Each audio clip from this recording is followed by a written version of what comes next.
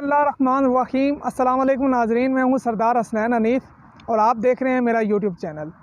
नाजरीन, आज के इस जदीद साइंस और टेक्नोलॉजी के दौर में जहां दुनिया बहुत तरक्की कर गई है, वहीं जो वार टेक्नोलॉजी है, जो जंग लड़ने की हिकमत अमली है, जो मुख्तलिफ़ तरीक़े हैं, जो जंग लड़ने की सलाहियतें हैं, उनमें भी बहुत ज़्यादा जिद्दत और इनकलाब आ चुका है। हम अक्सर अपने मुख्तलिफ़ मीडिया में और स्पेशली पाकिस्तान में हमारे जो ISPR है, उनसे भी जो है वो हम ये सुनने में हमें मिलता है कि अब जो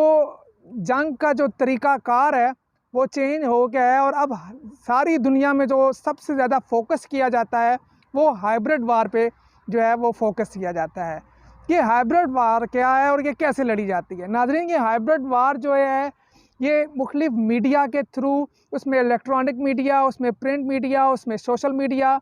जो मेन इनका हथियार है, ये मीडिया जो है, इस मीडिया के ज़रिए ये हाइब्रिड वार जो है वो लड़ी जाती है। इस हाइब्रिड वार को जो है दूसरे मुल्कों पे मुसल्लत किया जाता है और इस हाइब्रिड वार के ज़रिए अब दूसरे मुल्कों को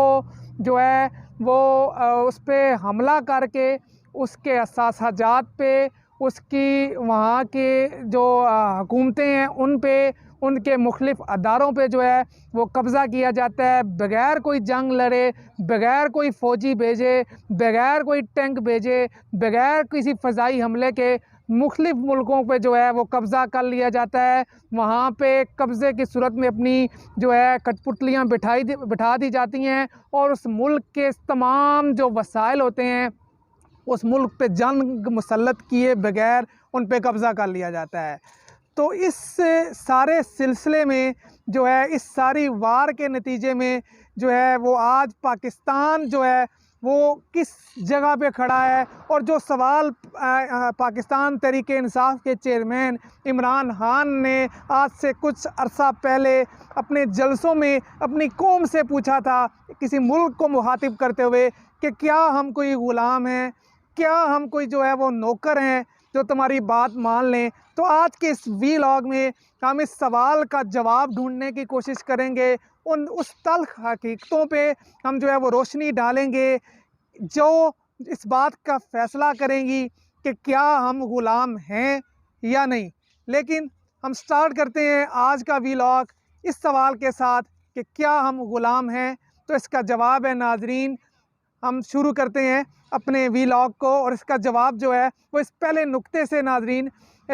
निकालने की कोशिश करते हैं। जो हमारा पाकिस्तान का जो मौजूदा सेटअप है, जो मौजूदा इस गला सड़ा निज़ाम है, इस निज़ाम में हम देखते हैं खान साहब के इस सवाल का जवाब कि क्या हम ग़ुलाम हैं। नाज़रीन, जिस मुल्क में नंबर एक, जिस मुल्क में 75 साल हो जाएं, जिस मुल्क को बने हुए, माजरे वजूद पे आए हुए, और उस 75 सालों में वो मुल्क एक भी आज़ाद, मुनसिफाना, साफ़ और शिफाफ इलेक्शन ना करवा सका हो, जिस मुल्क में आज तक आज़ादी के बाद अंग्रेज़ों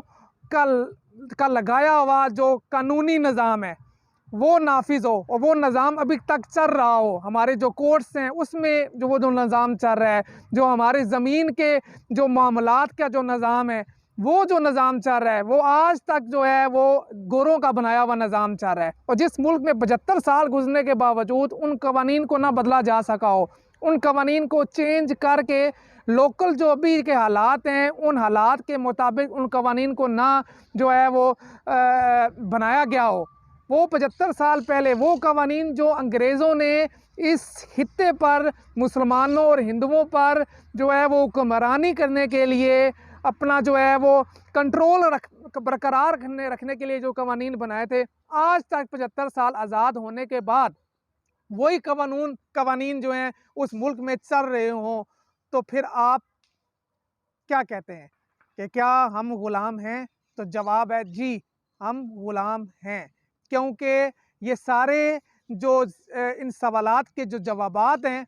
वो इस तरफ जो है वो निशानदेही करते हैं कि हाँ, हम ग़ुलाम हैं। 75 साल बाद भी हम ग़ुलाम हैं, क्योंकि 75 साल बाद भी वही कवानीन, वही गोरों का बनाया हुआ निज़ाम चल रहा है। तो इसका मतलब है कि हाँ, हम ग़ुलाम हैं। नंबर 2, नाज़रीन, नाजरीन नंबर 2, 75 साल बाद, आज से 75 साल पहले जब पाकिस्तान आज़ाद हुआ था, तो उस आज़ादी के बाद पाकिस्तान को अंग्रेज़ों की, गोरों की ग़ुलामी से निकाल के चंद ख़ानदानों की ग़ुलामी में दे दिया गया था। आज अगर आप अपने इर्द गिर्द नज़र जो है वो दोहराएं और इर्द गिर्द देखें, मौजूदा सियासी निज़ाम के अंदर भी आज जो लोग बड़ी बड़ी सियासी जमातों के जो कायदीन हैं, जो उनमें असर रसूख रखते हैं, वो लोग कौन हैं? वो लोग उन्हीं लोगों के आगे से नस्लें हैं। वो नस्ल दर नस्ल वो निज़ाम चल रहा है जिनको पाकिस्तान आज़ाद होने के बाद इस मुल्क की भाग दौड़ जो थी वो सौंप दी गई थी, और आज भी वही लोग जो हैं और आगे उनकी नस्लें जो हैं वो इस मुल्क के सियासी निज़ाम में शामिल होकर इस मुल्क के लोगों पर हुक्मरानी कर रहे हैं। यानी कि गोया के गोरों से तो हम आज़ाद हो गए, अंग्रेज़ों से तो हम आज़ाद हो गए, लेकिन अंग्रेज़ों की ग़ुलामी से निकाल कर हमें चंद 100 ख़ानदानों की इशराफिया की ग़ुलामी में दे दिया गया, जो इस मुल्क के सारे सियासी निज़ाम को और बाकी जितने भी निज़ाम हैं उनको कंट्रोल करते हैं, इस मुल्क के वसाइल पे कब्ज़ा करके बैठे हैं, और बाकी के बाकी 22 करोड़ जो आवाम है वो अपने हकूक़ के लिए रुल रही है, वो अपने हक़ के लिए मारी मारी फिर रही है, लेकिन आज तक 75 सालों में उनका कोई पुरसाने हाल नहीं है। तो खान साहब के सवाल का जो जवाब है कि क्या हम ग़ुलाम हैं, तो जी हाँ, हम ग़ुलाम हैं। नंबर 3, नाजरीन, जिस मुल्क में हर साल बजट पेश करने के लिए, जब बजट की बारी आती है जून में, तो बजट पेश करने के लिए आपको गैर मुल्की अदारों की मदद की ज़रूरत हो, आपको गैर मुल्कियों की अमदाद की ज़रूरत हो, दूसरे मुल्कों से कर्ज़ की ज़रूरत हो, और उस कर्ज़ के असूल के लिए उन गैर मुल्की अदारों के से फ़ंड्स के असूल के लिए आपको उनके अहकामात मानने पड़ें, तो इसका मतलब है खान साहब हम ग़ुलाम हैं। नंबर 4, जिस मुल्क में 75 साल के अंदर 4 बड़े कायदीन को सरेआम कत्ल कर दिया गया हो। नंबर 1 लियाकत अली खान, नंबर 2 भुट्टो, जुल्फ़िकार अली भुट्टो जिनका अदालती कत्ल किया गया, नंबर 3 जनरल ज़िया जिनको जहाज़ में उड़ा दिया गया, नंबर 4 मोहतरमा बेनज़ीर भुट्टो जिनको सारे पाकिस्तान के सामने कत्ल कर दिया गया। जिस मुल्क में 4 बड़े जो सरबराहान थे, जो बड़े कौमी लीडर थे, जो मुल्क को लीड कर रहे थे, उनका कत्ले आम कर दिया गया हो, और आज तक उनके कातलों का ना पता लगाया जा सका हो, बावजूद इसके कि सब जानते हैं कि वो कत्ल किसने करवाए और क्यों करवाए गए, लेकिन मुल्क की सिक्योरिटी के इदारों से लेके अदालती निज़ाम तक और मुल्क के मौजूदा सियासतदानों तक कोई नाम लेने की जुर्रत ना कर सकता हो। तो खान साहब, आपका जो सवाल है कि क्या हम ग़ुलाम हैं, तो जी हम ग़ुलाम हैं। नंबर 5, जिस मुल्क में एक फ़ोन कॉल पर 2 दफ़ा पाकिस्तान की हिस्ट्री में ये हो चुका है, जिस मुल्क में एक फ़ोन कॉल पर उस मुल्क का आर्मी चीफ, उस मुल्क के जो सियासी कायदीन हैं, जो पार्लियामेंट है, उससे पूछे बगैर ये फ़ैसला कर ले कि हमने किसी दूसरे मुल्क की जंग में अपने मुल्क को धकेलना है, और वो धकेल दे बगैर किसी से पूछे, बगैर अवाम की राय लिए, बगैर अवामी नुमाइंदों की राय लिए, और उस जंग में मुल्क को धकेलने के बाद 80,000 लोग अपने मरवा ले और अरबों डॉलर का नुकसान करवा ले। तो खान साहब, आपका जो सवाल है कि क्या हम ग़ुलाम हैं, तो हम ग़ुलाम हैं, क्योंकि वो 80,000 लोग ऐसे नहीं मरवाए गए, वो एक फ़ोन कॉल पे लोगों को किसी और की जंग में नहीं धकेला गया, उसकी कोई वजूहात हैं। तो खान साहब, क्या हम ग़ुलाम हैं? हाँ, हम ग़ुलाम हैं। नंबर 6, जिस मुल्क में हर साल बजट पेश करने पर जब आपको दूसरे ममालिक के आगे हाथ फैलाना पड़े, इंटरनेशनल माली अदारों के सामने आपको हाथ फैलाना पड़े, उनसे कर्ज़ लेने पड़े, और कर्ज़ लेने के लिए वो अदारे आपको डिक्टेट करें कि आपने कौन सी जगह पे कौन सा टैक्स लगाना है, आपने अपना बजट कैसे पेश करना है, आपने तालीम पे कितना पैसा लगाना है, आपने अपने मुल्क की दफ़ा के लिए कितना पैसा रखना है, आपने सेहत के लिए कितना पैसा रखना है, आपने किस तरह गरीब आवाम की कमर तोड़नी है, आपने कैसे बिजली महंगी करनी है, आपने कैसे पेट्रोल पे लेवी लगानी है। नाजरीन और खान साहब, जब आपको दूसरे ममालिक और इंटरनेशनल मालियाती अदारे डिक्टेट करना शुरू कर दें, तो आपका जो सवाल है कि क्या हम ग़ुलाम हैं, तो जी हाँ, हम ग़ुलाम हैं। क्योंकि वो आपके मुल्क के अंदर घुसकर, बाहर बैठे हुए हैं, लेकिन आपके मुल्क के अंदर घुसकर, अदालतों के अंदर घुसकर वो फैसले करवा रहे हैं आपसे जो आपको करना थे, जो आपको अपने मुल्क की, नेशन के इंटरेस्ट में करना थे। लेकिन आज आप उनकी मान के वो फैसले कर रहे हैं जो वो करवाना चाह रहे हैं, और उनका इंटरेस्ट क्या है वो सारे पाकिस्तानी जानते हैं। लिहाजा खान साहब, जो आपका सवाल है कि क्या हम ग़ुलाम हैं, जी हाँ, हम ग़ुलाम हैं। नंबर 7, जिस मुल्क की तारीख में 75 साल हो गए इस मुल्क को बने हुए, जिस मुल्क की 75 साल तारीख में उस मुल्क का एक भी प्राइम मिनिस्टर अपनी 5 साल मुद्दत पूरी ना कर सके, और उस मुल्क में कई आर्मी चीफ कई साल तक हुक्मरानी करते रहें, लेकिन एक भी इलेक्टेड प्राइम मिनिस्टर अपनी मुद्दत पूरी ना कर सके, तो खान साहब, जो आपका सवाल है कि क्या हम ग़ुलाम हैं, तो जी खान साहब, हम ग़ुलाम हैं। नंबर 8, जिस मुल्क के अंदर, वो मुल्क याद रखें ज़रा, जिस मुल्क में, जो वो मुल्क जो एक बड़ी, तमाम मुसलमान ममालिक में सबसे बड़ी फ़ौज और बेहतरीन फ़ौज रखता है, वो मुल्क जो दुनिया की 6वीं बड़ी एटमी ताकत है, वो मुल्क जिसमें मुसलमानों की एक बड़ी तादाद है, जो मुल्क, वो मुल्क जो इस्लाम के नाम पे बना है, और उस मुल्क के अंदर एक मजबूत फ़ौज होते हुए अपना पड़ोसी मुल्क, उस मुल्क में दहशतगर्दी करवा रहा है। इस मुल्क को वो 2 टुकड़े कर चुका है, और बाकी के जो बचा हुआ मुल्क है उसको तोड़ने की वो दिन ब दिन साजिशें कर रहा है। वो पड़ोसी मुल्क मुसलमान भाइयों का कत्लेआम कर रहा है, कश्मीरियों से उनका हक़ खुदरातियत छीन चुका है, और एटमी ताकत होने के बावजूद, इतनी बड़ी फ़ौज होने के बावजूद, जब उस मुल्क की अफवाज और उस मुल्क के हुक्मरान सिर्फ बैठ के मज़म्मत करें और मिली नग़मे जारी करें, इसके अलावा इससे आगे वो कुछ ना करें, तो नाजरीन और खान साहब, आपका जो सवाल है कि क्या हम ग़ुलाम हैं, जी हम ग़ुलाम हैं। अगर आप आज़ाद होते तो सिर्फ बात कश्मीरियों के हक़ खुदरादियत की जब बात आई थी, जब फ़लस्तीनियों के खून की बात आई थी, तो बात सिर्फ मज़म्मतों तक नहीं रहनी थी। आपने एटमी ताकत क्यों बनाया था मुल्क को? आपने इतनी बड़ी फ़ौज क्यों रखी थी? किस लिए रखी थी?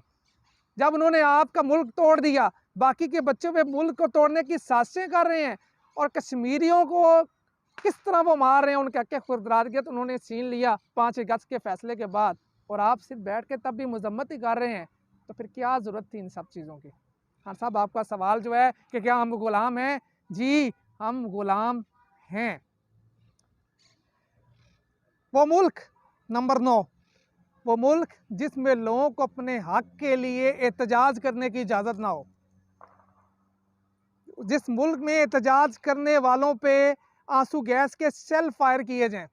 औरतों पे, बच्चों पे, जिस मुल्क में लोगों को, औरतों को, बच्चों को, बूढ़ों को, बुज़ुर्गों को, नौजवानों को रबड़ की गोलियां मारी जाएं और कहीं पे स्ट्रेट फायर किया जाए, सिर्फ और सिर्फ उनका जुर्म ये है कि वो एहतजाज के लिए, वो महंगाई के ख़िलाफ़, वो इलेक्शन चोरी के ख़िलाफ़, वो अपने हक़ के लिए, वो नौकरियों के लिए, वो अपनी तनख्वाहों में इजाफे के लिए सड़कों पे हैं, जिस मुल्क में माजूरों पे, अंधों पे जो है फायरिंग और लाठी चार्ज किया जाता हो, खान साहब, तो फिर आप सवाल पूछते हैं कि क्या हम ग़ुलाम हैं? जी हम ग़ुलाम हैं, क्योंकि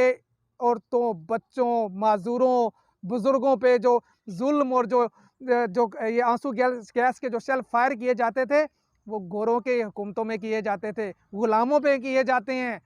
अपने शहरियों पे नहीं किया जाता। तो आपका जवाब है हम ग़ुलाम हैं। नंबर 10, जिस मुल्क में मॉडल टाउन जैसा वाक़या हो, दिन दिहाड़े 18 लोगों को कत्लेआम कर दिया जाए, और वीडियोस मौजूद हों, नज़र आ रहा हो कि कैसे जनाब स्ट्रेट फायर किए जा रहे हैं, प्रेग्नेंट औरतों को जो है वो गोलियां मारी जा रही हैं, लोगों के मुंह पे गोलियां मारी जा रही हैं, लोगों के सड़ों पे गोलियां मारी जा रही हैं, बच्चों को गोलियां मारी जा रही हैं, बुज़ुर्गों को मारा जा रहा है, वीडियोस मौजूद हो, कौन मार रहा है, सबको पता हो कि वो अहकामात किसने दिए थे, और उसके बावजूद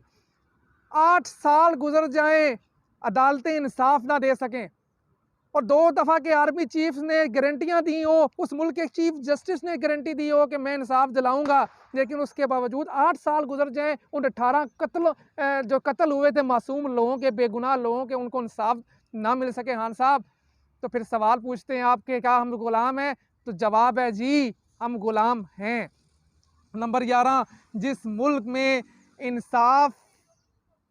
मिलता ना हो खान साहब, अदालतों में बिकता हो, जिस मुल्क में इंसाफ बिकता हो, मिलता ना हो खान साहब, तो आपको जवाब फिर हम यही देंगे, जी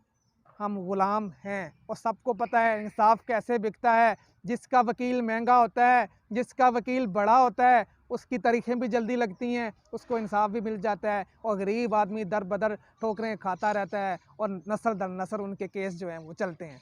नंबर 12, जिस मुल्क में अदालतें अशराफिया को इंसाफ देने के लिए तो रात को 12 बजे खुल जाएं, जिस मुल्क में अदालतें अशराफिया को इंसाफ देने के लिए उसी दिन दरखास्तें लें, उसी दिन समाअत करें, उसी दिन फैसले जारी कर दें, और उसी मुल्क में आम आदमी की दरखास्तों को तारीख लेने के लिए साल लग जाएं, बड़ी अदालतों में तारीख ही नहीं निकलती, उसी मुल्क में जब उन लोगों को जो मुलज़िम है बेचारे, उनको फांसी लगा दी जाती है और बाद में फैसला आता है कि वो तो बेगुनाह थे, जब ऐसे मुल्क में इंसाफ का निज़ाम इस तरह चल रहा हो कि गरीब आदमी ठोकरें खा रहा हो और अशराफिया के लिए अदालतें रात को खुलें खान साहब, तो फिर आपको जवाब यही मिलेगा कि जी हाँ, हम गुलाम हैं। नंबर 13, जिस मुल्क में दुआ ज़हरा और इस जैसी सैकड़ों बच्ची हैं जिनके वालिदैन अदालतों के चक्कर लगा लगा के रुल जाएं और अपनी बच्ची के गम में रो रो के फरियादें करके मीडिया पे आके जो है वो बेहाल हो जाएं, लेकिन उस मुल्क की अदालतें जो है कभी एक JIT कभी दूसरी JIT, कितना टाइम लगता है खान साहब इस एक छोटे से केस को हल करने के लिए। एक दुआ ज़हरा का केस, इस तरह ये जितने भी केसेस हैं, कितना टाइम लगता है। अदालतें रात को 12 बजे तो खुल सकती हैं, क्या अदालत के पास इतना टाइम नहीं है? 1 घंटा, 1.5 घंटा, 2 घंटे लगा के, टाइम लगा के तो उस केस को उस एक ही दिन के अंदर या कुछ दिनों के अंदर फाइनल कर दें।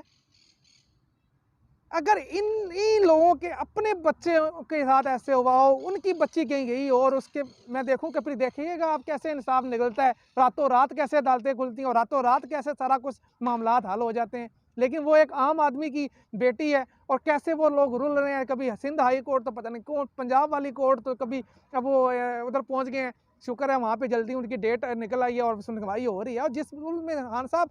दुआ ज़हरा जैसे सैकड़ों केसेस हों, लोगों को जो है वो कोई पुरसाने हाल ना हो और इंसाफ ना मिल रहा हो, तो फिर आप सवाल पूछते हैं लोगों में बीच में आके जलसों में कि क्या हम गुलाम हैं? आपको कोई शक है? हम गुलाम हैं। नंबर 14, जिस मुल्क में, ये लास्ट है मेरा, अभी और बहुत सारे हैं लेकिन टाइम और मामला फिर कहीं और निकल जाएंगे, इसको मैं यहीं तक महदूद रखूँगा, लेकिन ये सबसे ज़्यादा इंपॉर्टेंट है। नंबर 14 और लास्ट वन, जिस मुल्क में एक अमेरिकी साइफर पर उस मुल्क के सारे अदारे लेट जाएं, और वो मुल्क कौन सा है? दुनिया की 6ठी 8वीं ताकत, उस मुल्क की मजबूत और काबिल फौज, उस मुल्क के अदारे तो सब के सब लेट जाएं, और उस एक अमेरिकी साइफर की वजह से उस मुल्क के इलेक्टेड प्राइम मिनिस्टर को उठा के बाहर फेंक दें, और उसके बाद वो अमेरिकी साइफर की वजह से उनकी जो कठपुतलियाँ हैं उनको उस मुल्क के निज़ाम हुकूमत पे बिठा दिया जाए जिन पर अरबों रुपये के करप्शन के जो केसेस हैं, और उसके बाद उस मुल्क की मेशकल का जो हाल होता है, जो फॉरेन करेंसी रिजर्व्स हैं उनका जो हाल होता है, जो महंगाई की शरह बढ़ती है, जो आम आदमी की कमर टूट जाती है महंगाई की वजह से, उस मुल्क के साथ जो होता है, तो फिर आप सवाल पूछते हैं कि क्या हम गुलाम हैं? खान साहब, हम गुलाम हैं। अब दौर वो नहीं है कि कोई टैंक भेजेगा, कोई फौजी भेजेगा, कोई एयरक्राफ्ट आएंगे और आपके साथ जंग लड़ेंगे और हफ्तों महीनों जंग होगी और आपको, अब ऐसा निज़ाम नहीं है। अब वक्त बदल गया है, अब कौम को भी पता है, अब बगैर हमला किए भी उस मुल्क के वसाइल पे कब्ज़ा करके, उस मुल्क के अदारों पे कब्ज़ा करके, उस मुल्क के अंदर अपनी कठपुतलियों को बिठा दिया जाता है, जो उस मुल्क के वसाइल को लूटती हैं, जो उस मुल्क की खुद मुख्तारी का सौदा करते हैं, और वो जो बैरूनी ताकतें हैं, वो जो कुछ हासिल करना चाहती हैं, जो उनके मकासद होते हैं, वो पूरे हो जाते हैं। जैसे आज ये इसराइल को तस्लीम करने की बाज़ गश्त हो रही है मुबैना के तौर पर, जैसे आज इंडिया के साथ तल्लुकात कश्मीरियों के खून का सौदा करके हो रहा है, बहाल करने की बातें हो रही हैं, जैसे आज मुल्की कीमती असासे जो है वो गिरवी रखवाए जा रहे हैं, और इसके अलावा बहुत सारी बातें मैं नहीं करता, फिर हम पे जो है वो बागी होने के और इल्ज़ामात लग जाते हैं। लेकिन बात ये है खान साहब, ये हकीकत है, ये करवा घूंट पाकिस्तानी कौम को भी अब मालूम हो गया है, वो भी पी रही है, आप भी पिएँ और सब्र करें। मेरे ख्याल से हो कुछ नहीं सकता, क्योंकि आज़ादी के लिए कुर्बानियाँ देनी पड़ती हैं। 1947 में भी अवाम ने कुर्बानियाँ दी थी, अगर आपको अब भी आज़ादी चाहिए तो आपको कुर्बानियाँ देनी पड़ेंगी, हमारी कौम को कुर्बानी देनी पड़ेगी। कुर्बानी दिए बगैर कुछ नहीं हो सकता। ये कौम ने फ़ैसला करना है, ये जंग सिर्फ आपकी नहीं, मेरी नहीं, इस जंग तमाम पाकिस्तानियों की है, बच्चों, बूढ़ों, औरतों, नौजवानों, सब की है। कि सबको मिल के अपने हक़ के लिए बाहर लड़ना पड़ेगा। ये जो चंद 100 ख़ानदान है, ये जो चंद 100 अशराफिया है जिसने मुल्की वसाइल पे, अदारों पे कब्ज़ा कर रखा है, उनसे निजात दिलानी होगी इस मुल्क को। तब भी हम और आप और हमारे बच्चे जो हैं वो एक आज़ाद और ख़ुद मुख्तार मुल्क का जो है वो तसव्वुर भी कर सकते हैं, और उसमें आइंदा जो है हम रह भी सकते हैं, और हमारा जो मुस्तकबिल होगा वो सिक्योर होगा। 3 और निकात जो मेरे ख़्याल से अगर उनका ज़िक्र ना किया जाए तो जो है ये एक बड़ी ज़्यादती होगी, और बहुत इम्पॉर्टेंट निकात हैं नाज़रीन, वो भी आपके साथ शेयर करते हैं। नाज़रीन, जिस मुल्क में उस मुल्क के कौमी हीरो, उस शख्स जिसने इस मुल्क को, पाकिस्तान को जो है दुनिया की बेहतरीन और पूरी दुनिया में पहला इस्लामी मुल्क जिसको उसने एटमी ताकत बनवाया, उस मुल्क को किसी दूसरे मुल्क की खुशामद के लिए उसके लगाए गए झूठे इल्ज़ामात की वजह से उस कौमी हीरो को उसके घर में नज़रबंद कर दिया जाए, जबकि हमारे पड़ोसी मुल्क जो हमारा दुश्मन है, उस मुल्क में जिस साइंसदान ने उस मुल्क को एटमी जो है वो क़ुव्वत बनाया, उस साइंसदान को उस मुल्क का सदर बना दिया गया। लेकिन हमारे मुल्क में क्या हुआ? वो शख्स, वो अजीम शख्स जो इस दुनिया से चला गया, जिसने अपनी अनथक मेहनत से इस मुल्क पाकिस्तान को एटमी ताकत बनाया, उस मुल्क को जब घर में नज़रबंद कर दिया जाता है एक दूसरे मुल्क के झूठे इल्ज़ामात की वजह से उसकी खुशामद के लिए, तो फिर खान साहब आप सवाल पूछते हैं कि क्या हम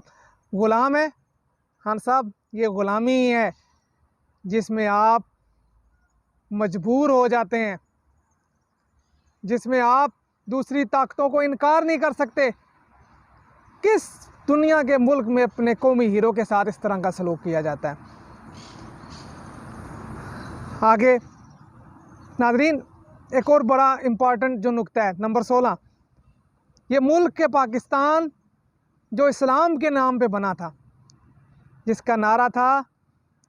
पाकिस्तान का मतलब क्या, ला इलाहा इल्लल्लाह, उस मुल्क को बने हुए 75 साल हो गए हैं, लेकिन आज तक इस मुल्क में इस्लामी कवानीन का नफाज नहीं किया जा सका, इस्लामी निज़ाम का नफाज नहीं किया जा सका। वही सूदी निज़ाम इस मुल्क में राइज है जो काफरों का निज़ाम है। ये जमहूरियत जो है ये इस्लाम में नहीं है, इस्लाम में जो है वो खिलाफत का निज़ाम है, और खिलाफत के करीब तर जो निज़ाम है वो सदारती निज़ाम है।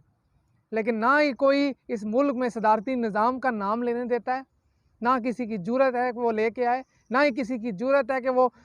सूदी निज़ाम का खात्मा करे और इस्लामी कवानीन का जो है वो यहाँ पे नफाज करे, टैक्स के गंदे निज़ाम को ख़त्म करे और ज़कात का जो है नफाज करे। और फिर आप पूछते हैं कि क्या हम ग़ुलाम हैं? नंबर 17, जिस मुल्क की अजीम अफवाज ने एक जीती हुई जंग जो है वो हार दी, सिर्फ इसलिए कि उसका एक बुज़दिल प्राइम मिनिस्टर जाके अमेरिका में उसके सदर के पाँव में पड़ता है और कहता है जी हमारी जान छुड़ाएं, और हमने जो है वो जंग नहीं छेड़ी। मैं जिक्र कर रहा हूँ कारगिल की जंग का। और जीती हुई जंग हमारा प्राइम मिनिस्टर अमेरिका के खौफ की वजह से जो है वो ऐलान करता है कि हम अपनी फ़ौजें वापस बुला रहे हैं, और जब वो ये ऐलान करता है कि फ़ौजें वापस आएँ, और उस दौरान उस ऐलान के बाद हज़ारों हमारे बहादुर नौजवान जो सिपाही थे पाक फ़ौज के, उन्होंने शहादतें जो हैं वो जाम शहादत नोश किया। वो जीती हुई जंग जब आप किसी दूसरे मुल्क के एक फ़ोन कॉल पे जो है वो आप हरवा देते हैं अपने मुल्क की अजीम अफवाज को, और फिर आप कहते हैं कि क्या हम ग़ुलाम हैं। खान साहब, ये सारी निशानियां जो हैं वो ग़ुलामों की हैं। ये आज़ाद कौम इस तरह की हरकतें नहीं करती। मैं आखिर में अपनी जो है वो इस वीडियो को, इस व्लॉग को ख़त्म करते हुए सिर्फ़ एक शेर कहूँगा। अगर आप इस शेर को पढ़ें और इसके मफ़हूम को समझें तो सारी बात जो है वो वाज़िया हो जाती है। इल्लामा इकबाल ने कहा था, पानी पानी कर गई मुझे कलंदर की ये बात, पानी पानी कर गई मुझे कलंदर की ये बात, तू झुका जब गैर के आगे, न मन तेरा न तन तेरा। अल्लाह हाफिज़।